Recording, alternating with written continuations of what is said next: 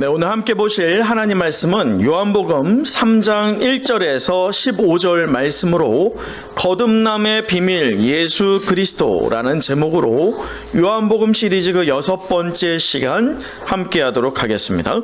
네, 여러분, 아프리카의 작은 한 마을 이야기를 들려드리는 것으로 말씀을 시작하고자 합니다.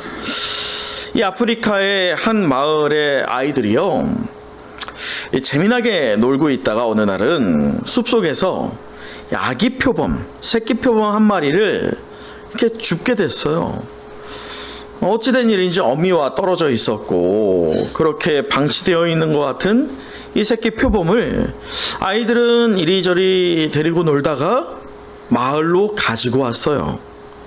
그런데 아이들이 그렇게 마을로 가지고 와서 새끼 표범을 그렇게 함께 기르고 있는 것을 어른들이 나와서 보면서 신기하잖아요. 그러면서도 염려가 되잖아요.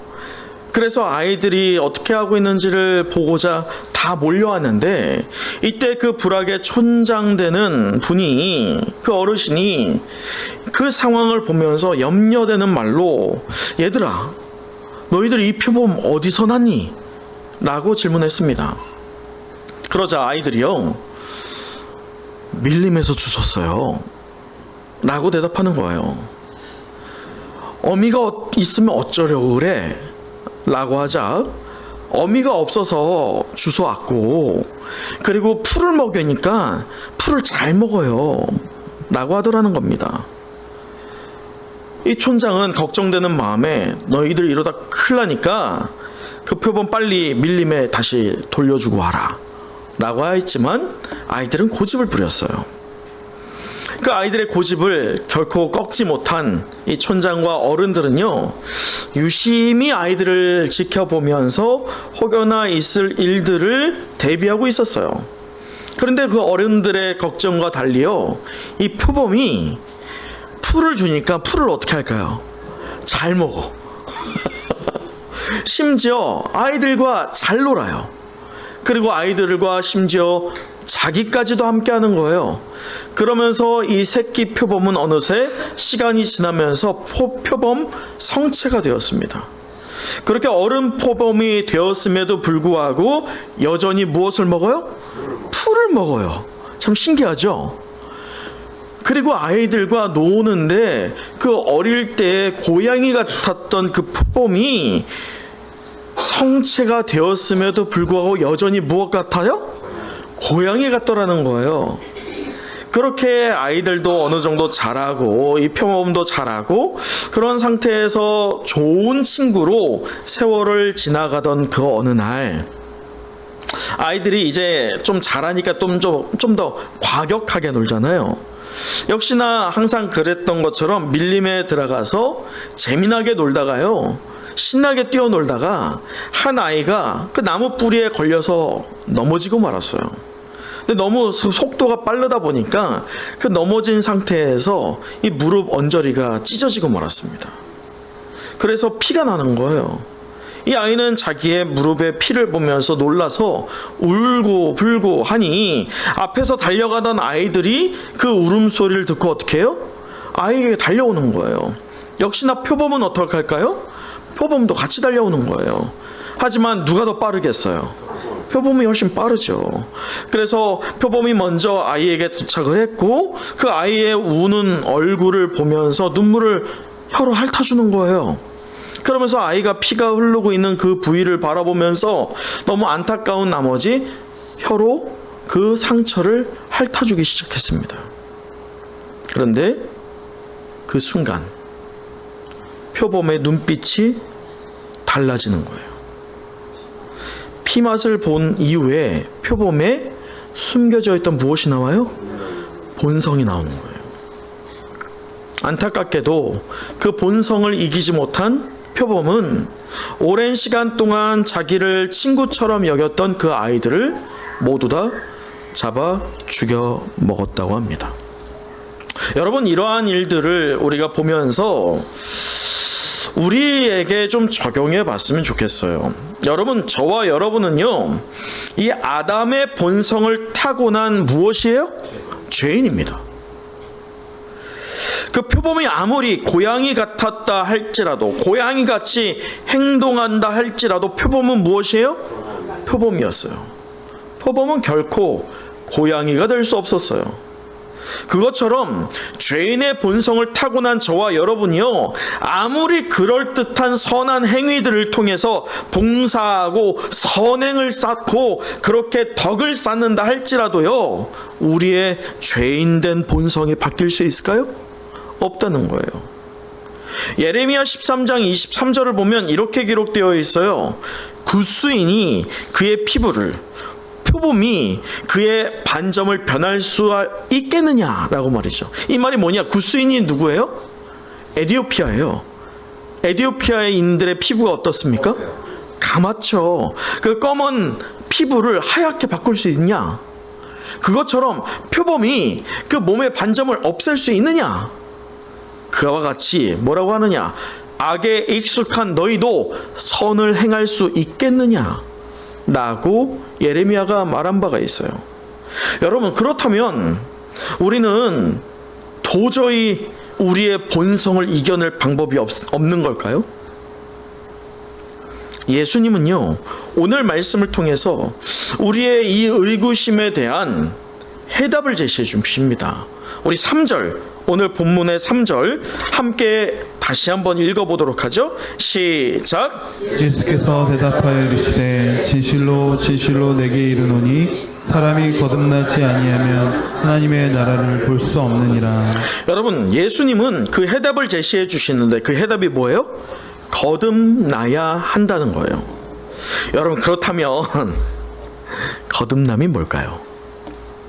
웬간히 교회를 다녔던 성도들에게 거듭남이라는 말을 들어보셨어요? 라고 한다면 여러분에게 한번 질문해 볼까요? 거듭남 들어봤어요? 안 들어봤어요? 안 들어봤다라고 하는 분은 없을 거예요. 웬간히 교회를 다닌 분들이라면 최소한 한 번 이상은 들어본 말이 바로 거듭남입니다.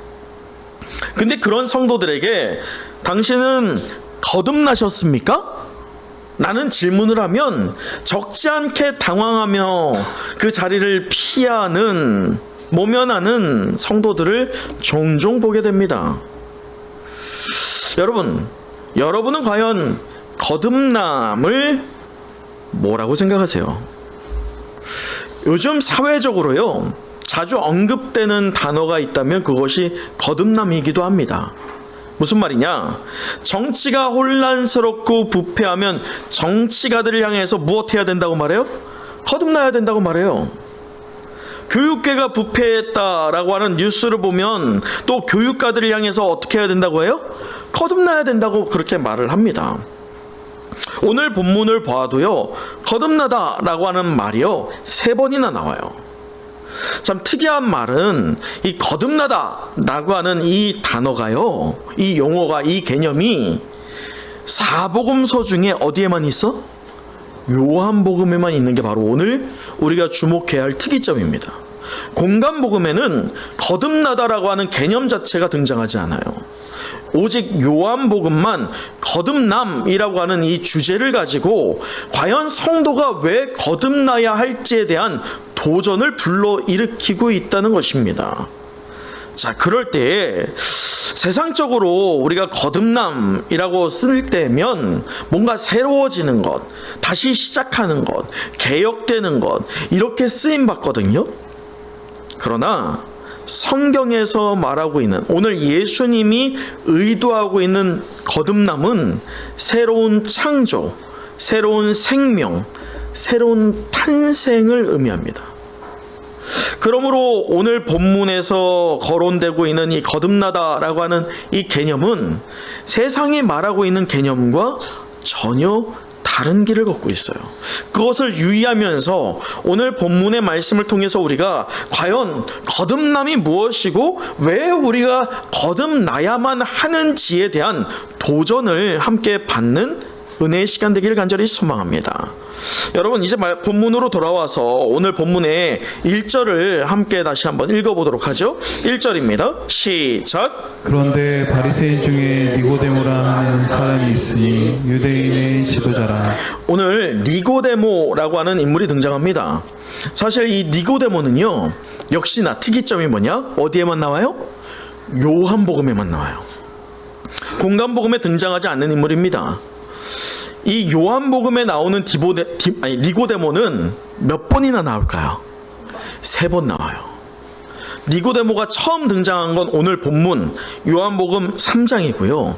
그 다음에 예수님을 향하여서 비난하고 그리고 이 유대인 종교 지도자들이 공격할 때에 예수님을 변호하는 인물이 바로 니고데모였어요. 그리고 예수님이 죽으실 때에 그 아리마대 사람 요셉과 함께 예수님의 시체를 인양해서 그렇게 임봉시켰던 이가 바로 니고데모입니다. 이렇게 3번 등장하는 니고데모인데 1절을 보면 이 니고데모가 어떤 인물이라고 설명하고 있어요? 먼저 보면 유대인의 지도자예요. 그리고 바리새인이라고 해요. 여러분 여기에서 잘 봐야 되는 게 사실 우리가 개역 한글판을 보면 글을 오늘 여기선 유대인의 지도자라고 하잖아요. 근데 유대인의 관원이라고 표현을 합니다. 개역 한글판에서는. 이 말이 무엇이냐? 자 보세요. 유대인 중에서도 바리새인이에요. 바리새인으로서 또 관원이에요. 이것을 따져보면 오늘 니고데모가 어떤 인물이냐? 사내들인 공의의 회원입니다. 당시에 사내들인이라고 한다면 정치, 행정 모든 것들을 형사부터 해서 민사와 종교법에 이르기까지 유대인이라고 할 때 모든 것을 아우르는 행정기관이 바로 사내들인 공의회입니다. 여러분 예수님을 십자가에 못 박게 한 기관이 있다면 그게 어디예요? 사내들인 공의회입니다. 사도 바울을 죽이고자 했던 것도 어떤 기관이에요? 사내들인 공의회입니다. 이 사내들인 공의회 회원이었던 이가 오늘 누구예요? 니고데모입니다. 신앙적으로요, 사실 그는 흠이 없었어요. 유대인의 신앙 안에서 말이죠. 아니, 사도 바울과 견주어도 결코 뒤떨어지 않을 만한 그러한 신앙적인 스펙을 지닌 이가, 그리고 이룰 것들을 성취한 이가 오늘 누구예요? 니고데모입니다. 그렇다면 니고데모에게 아쉬울 게 있을까요? 없을까요? 없어요. 그가 최소한 유대인으로서 이룰 수 있는 정점에 이르렀어요. 더 추구할 바가 없는 상태에 이른 것이 오늘 니고데모입니다. 이처럼 대단한 것들을 성취한 니고데모가 어떤 의도에서인지 모르지만 당대 위원 인물로 지목된, 낙인이 찍혀있는 예수님을 찾아왔는데 언제 찾아왔다? 자, 말씀을 보세요. 2절, 그가 밤에 예수께 왔다는 거예요. 이 밤에 예수님을 방문한 목적의 이유로는 타인들의 이목이 두려워서 밤을 사용했을 것이다 라고 하는 말들이 있고, 또는 이 분주한 낮 시간을 피해서, 왜냐면 낮에 여러 사람들이 함께 있잖아요. 구경꾼들이 엄청나게 많았잖아요. 그러니 그 시간대를 피해서 밤에 한적한 때에 예수님과 좀 더 깊은 교제를 나누기 위해서 특별히 밤에 왔다라고 하는 그러한 주장도 있고요. 여러 주장들이 있어요. 하지만 그것은 중요하지 않아요. 단정하게, 어떻게 정확하게 이것이다 단정하기 어렵습니다. 그러나 우리는 이것을 통해서 무엇을 알 수 있냐면 니고데모의 신중성이에요. 밤이라고 하는 특정 시간을 선정했다는 것은 그만큼 니고데모가 예수님과 만나기 위한 신중함이 있었다는 것이고요. 더욱이 예수님이 위험인물로 지목됐음에도 불구하고 예수님께 오고 있는 목적이 있다는 거예요. 그 목적이 무엇이냐? 예수가 누구냐? 라고 하는 그 질문이 그 안에서 계속 메아리 쳐서 해답을 얻고 싶었기 때문에 예수님께 찾아왔을 만한 그러한 용기가 있었다는 것을 우리는 간파할 수 있습니다. 또 여기에서요, 우리가 주목해야 할 점이 있어요. 자, 여러분 2절 우리 같이 읽어보도록 할까요? 2절입니다. 시작. 그가 밤에 예수께 와서 이르되 라삐여, 우리가 당신은 하나님께로부터 오신 선생인 줄 아나이다. 하나님이 함께 하시지 아니하시면 당신이 행하시는 이 표적을 아무도 할 수 없으니. 여러분 이미 예수님은 첫 번째 표적을 이루신 바가 있어요. 그 표적이 무엇입니까? 가나의 혼인잔치에서 물을 포도주로 바꿨던 그 사건입니다. 그 사건을 지금 누가 본 거예요? 니고데모가 봤던 거예요. 니고데모가 눈으로 직접 확인했던 겁니다. 그리고 나서 그 예수가 분명히 위험인물이고 저 예수가 사람들은 특히나 이 공회원들은 미워하고 있는데 적대시하고 있는데 그에게 계속 울려 퍼지는 것은 저 표적은 도대체 어디에서 나온 것이냐, 저 표적을 바랄 정도로 하면 저 예수 그리스도는 과연 누구냐 라고 하는 그 의문이 있었는데 오늘 말씀 2절에 보면요, 그는 어느 정도 해답을 냈어요. 뭐라고 예수님을 칭하냐? 하나님께로부터 오신 선생이다. 여러분 보세요. 니고데모가 어느 정도의 정답을 제시하고 있는 것은 누구로부터 왔다? 하나님께로부터 왔다. 이것은 사람이 할 수 있는 것이 아니야. 저 예수는 분명히 하나님이 보낸 선지자나 어떤 그 정도의 사람일 것이야 라고 어느 정도의 답은 제시를 했습니다. 그러나 오늘 이 니고데모의 한계가 있어요. 그 한계가 무엇입니까? 예수 그리스도가 누구인지를 선명하게 알지 못하고 있어요. 여러분은 어떠십니까? 여러분도 밤중에 혹시 있지 않으세요? 우리가 밤이라고 하는 것은 그냥 저녁 밤이 아니라 여러분 깜깜한 밤중에 그 밤은 우리를 가로막습니다. 그 밤이라고 하는 상황은 내가 오도가지 못하는 그런 상황이 될 수 있어요. 그것이 환경이 될 수도 있고 재정적인 염려가 될 수 있고 관계적인 어려움이 될 수 있고 건강으로부터 있는 장애물들이 될 수 있죠. 그래서 무엇을 어떻게 해야 될지 모를 만한 그러한 밤중에 여러분 처해 있을지도 모릅니다. 그때 우리가 누구에게 가야겠어요? 예수 그리스도예요. 그런데 문제는 그 예수 그리스도를 적당히 어느 정도 알았을 때는 결국 그 한계를 뛰어넘지 못한다는 거예요. 오늘 니고데모는 적당한 대답은 할 수 있었어요. 어느 정도의 해답은 갖고 있었어요. 그러나 정답은 아니었어요. 선명하게 예수 그리스도가 누구인지를 알지 못하는 한계점 앞에서 더 나아가지 못하고 있었던 그 니고데모입니다. 여러분 신앙은 어떠하십니까? 예수님이 누구이신지를 선명하게 알고 있으며 그 선명한 그 믿음으로 인하여서 은혜의 충만함을 이미 경험하고 있는 저와 여러분 되시길 간절히 소망합니다. 정말요? 그러지 못할 수 있거든요.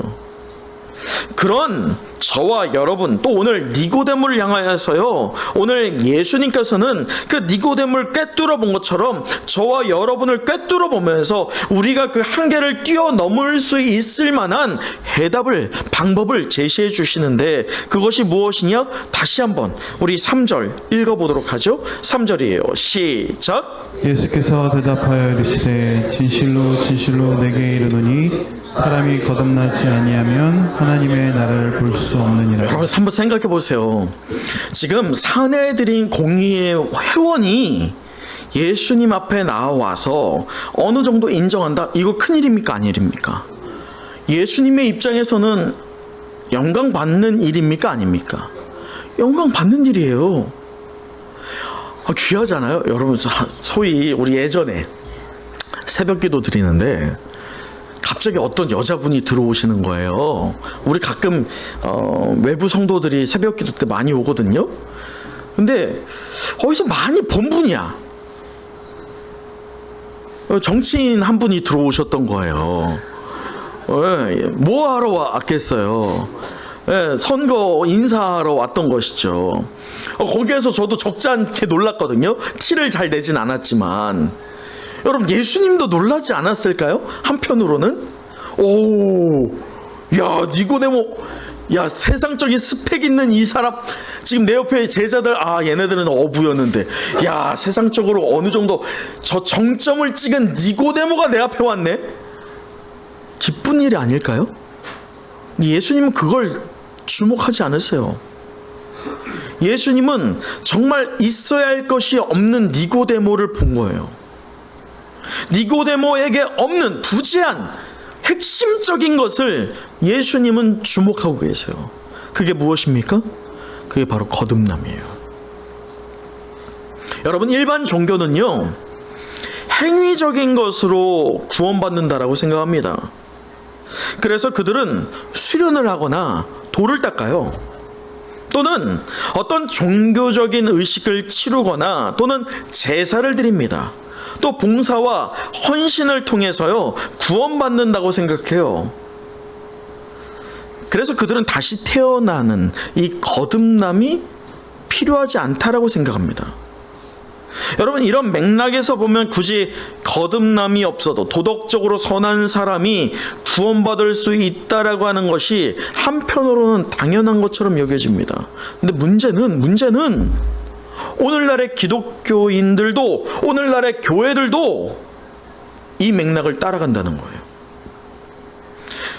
거듭남이 필요하지 않다라고 생각합니다. 행위적인 것으로 구원받으면 된다라고 여기는 그런 잘못된 종교적인 습관들이 팽배하게 한국 교회를 뒤덮고 있습니다. 한편 거듭남은요, 다른 종교에는 없는 개념이에요. 오직 기독교에만 있는 게, 부활과 함께 거듭남이라는 것은 다른 종교에서는 절대로 찾을 수가 없어요. 오직 기독교에만 부활과 함께 거듭남이란 용어가 있어요. 개념이 있습니다. 곧 거듭남이 무엇이냐, 그렇다면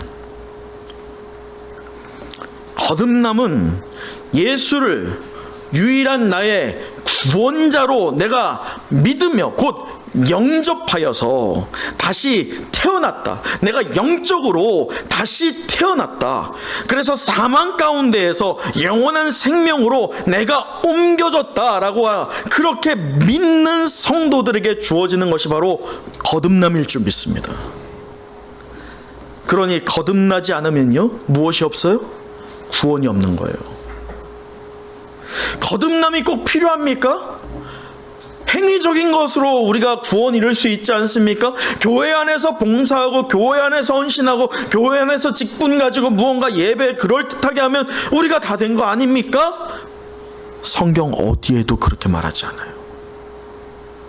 구원을 받기 위해서는 반드시 예수가 그리스도라고 마음과 입으로 시인하는 그 순간 그는 거듭나지게 됩니다. 이 거듭나지는 것은 그냥 시인하는 것으로만 거듭나지지 않아요. 거듭나진다는 것은 새로 태어난다는 것입니다. 이전 것은 지나갔으니 보라, 새 것이 되었도다. 할렐루야. 여러분, 새 것이 되었다는 것은 예전 것을 답습할 수가 없는 거예요. 이전에 본질상 진노의 자녀였던 죄의 종로로 타였던 그러한 습관들을 이제는 완전히 단절시켜야 되는 것이에요. 그것이 바로 거듭남일 줄 믿습니다. 그래서 거듭남을 이루는 성도는요, 이전과 이후가 달라요. 예수를 믿기 이전과 이후가 다를 수밖에 없어요. 그것이 왜냐? 거듭났기 때문이에요. 여러분, 왜 그렇다면 예수를 믿기 이전과 이후에 같은 모습의 성도들이 있느냐?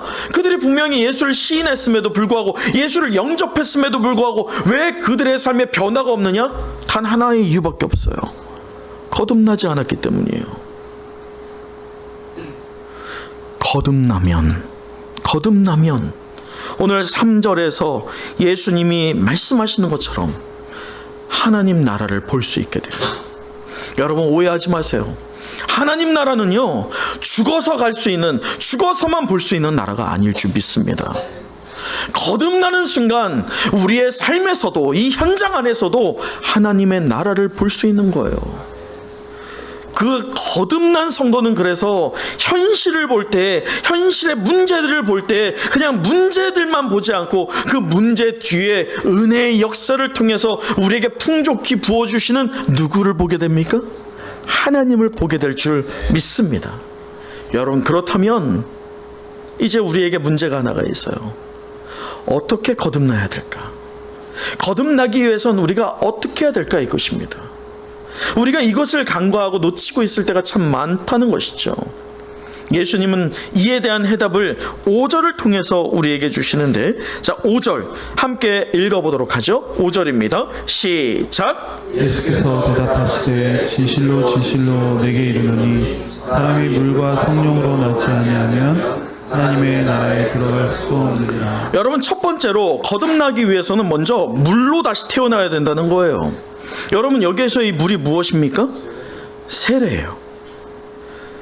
이 세례, 죄의 종로로 타고 본질상 진노의 자녀였던 어떤 사람이요, 성령으로 거듭난 것을 교회 앞에서, 성도들 앞에서 받는 이유가 뭘까요? 아니, 목사님하고 도란도란 내가 성부와 성자와 성령의 이름으로 내게 세례를 주노라, 그냥 목사님 목양실에서 받아도 되는 거 아니에요? 왜 사람들 앞에서, 온 성도들 앞에서 세례를 받을까요? 왜 그리고 그렇게 여러분 당신이 예수를 그리스도라고 믿으십니까? 왜 입술로 증거하게끔 할까요? 아멘, 아멘, 아멘 왜 대답하게 할까요? 무성도들이 바로 마치 결혼식장에서 결혼식을 올 때 신랑 신랑에게 묻습니다. 신부를 평생 당신의 반려자로 삼기를 약속하십니까? 그때 신랑이 뭐라고 해야 돼요? 대답 안 하면요, 아우 싸해지잖아요. 때로는 신부가 더 크게 대답할 때가 있긴 한데, 여러분, 왜 대답을 하고 왜 사람들이 식장에 그렇게 가요? 밥 먹기 위해서? 내가 부주했으니까? 아니에요. 축복하기 위해서? 그것도 아니에요. 증인입니다. 증인. 교회 앞에서, 성도들 앞에서 세례를 받을 때 성령으로 내가 새 사람 되었다, 내가 죄부터 해방되었다. 여러분, 세례 요한이 요단에서 세례를 베풀 때 천국이 가까웠다 라고 하면서 무엇을 요청합니까? 회개하라 라고 하면서 그 회개의 상징인 무엇을 줍니까? 세례를 줬어요. 여러분, 이 회개의 세례를 통해서 내가 여러분 오해하면 안 돼요. 세례를 받은 것으로 우리가 거듭나지는 게 아니에요. 거듭나진 사람이 내가 거듭났습니다, 이것을 성도들 앞에서, 교회 앞에서 고스란히 보여주면서 증인 삼게 하는 것이 바로 세례일 줄 믿습니다. 제가 알기로는 이 자리에 계신 분들 다수가 세례를 받았을 줄 믿습니다.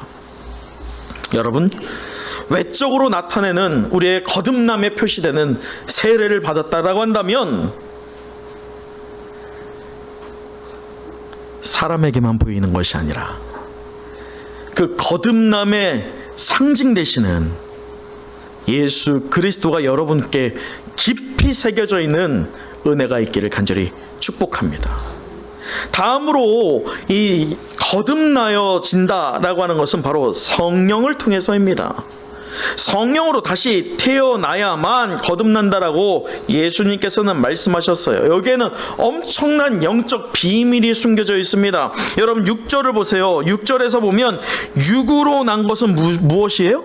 육이요. 영으로 난 것은 무엇이에요? 영이에요.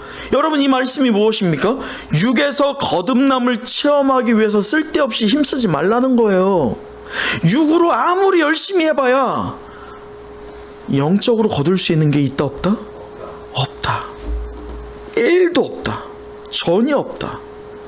이것이 무슨 말입니까? 성령께서 나를 인도하여 주실 때에 비로소 하나님의 자녀로서 다시 태어날 수 있다는 거예요. 내가 아무리 노력해서, 아무리 결단하여 내가 오늘부터 하나님의 자녀가 되어야지 라고 한다고 해서 그렇게 거듭남이 일어나는 게 아니라는 거예요.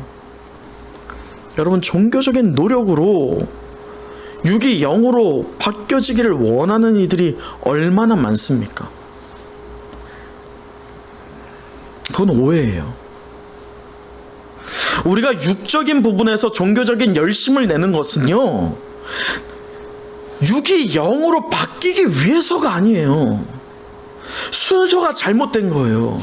육이 영으로 바뀔 수 없는 그 현상을 인정할 때에 육이 영으로 바뀌게 하신 성령의 역사를 하나님께서 내게 부어주셨다라고 하는 감격 때문에 나오는 열심이 바로 종교적인 열심이 되어야 할 줄 믿습니다. 여러분, 그렇다면 우리에게 종교적인 열심조차도 없다? 식어져 있다. 그 말은 우리에게 무엇이 없다는 거예요? 성령의 역사가 없다는 것이에요. 성령으로 거듭난 이는 가만히 있을 수가 없어요. 성령으로 거듭난 이는요, 새롭게 태어난 존재가 된 것이에요. 성령으로 거듭난 이는요, 그에게 이상한 현상이 일어날 수밖에 없게 됩니다. 누가 시키지 않았음에도 불구하고 밤이 새도록 기도하는 역사가 그렇게 성령이 임한 성도들에게 일어날 줄 믿습니다. 또한 성령으로 거듭난 성도들은요, 또한 성경을 볼 때 그 말씀이 송이 꿀과도 같아서요, 손에서 놓지 않게 돼요. 또 찬양을 부르다 보면 어떻게 돼요? 그 눈물에서 알 수 없는 눈물이 끊임없이 흐르게 돼요. 여러분, 한번 생각해 보세요. 여러분, 눈물에 드라마 보면서 눈물 흘린 것 말고요, 하나님의 은혜의 감격으로요, 여러분 눈에서 눈물 흘렀던 적이 과연 언제이십니까? 냉랭하게 식어져서 딱딱하게 굳어져서 하나님의 말씀이 들어갈 틈도 없고 하나님의 은혜가 부어져도 냉랭하여서 반응하지 않고 찬양을 할 때 그냥 음만을 읊조리고 있는 것이 우리의 모습 되지 않기를 간절히 소망합니다. 여러분, 그렇습니다. 성도 안에 성령이 임하니, 말씀이 임하니 그 성도는 세상의 것이 아닌 하나님의 비전으로 변하게 될 줄 믿습니다. 저와 이와 같은 일들이 오늘 우리 은혜와 성령이 함께하는 은성교회에 간절히 일어나기를 소망합니다. 아멘, 아멘. 전적으로 하나님이 일하시는 이 거듭남이라는 사건으로 하나님의 자녀되는 특권이 우리에게 주어졌다는 그 믿음을 든든히 붙잡는 오늘 이 시간 되길 간절히 축복합니다. 할렐루야. 네. 말씀을 마치겠습니다. 오늘 우리는 요한복음 시리즈 그 6번째 시간으로 거듭남의 비밀 예수 그리스도라는 제목으로 은혜의 말씀을 나눴습니다. 우리 마지막으로 14, 15절 함께 읽어보도록 하죠. 14, 15절입니다. 시작. 모세가 광야에서 뱀을 든 것 같이 인자도 들려야 하리니 이는 그를 믿는 자마다 영생을 얻게 하려 하심이니라. 여러분, 어찌 그런 일이 있을 수 있습니까? 라고 하는 그 니고데모의 반문에 예수님께서는 이 놋뱀 사건을 인용하여서 대답하셨어요.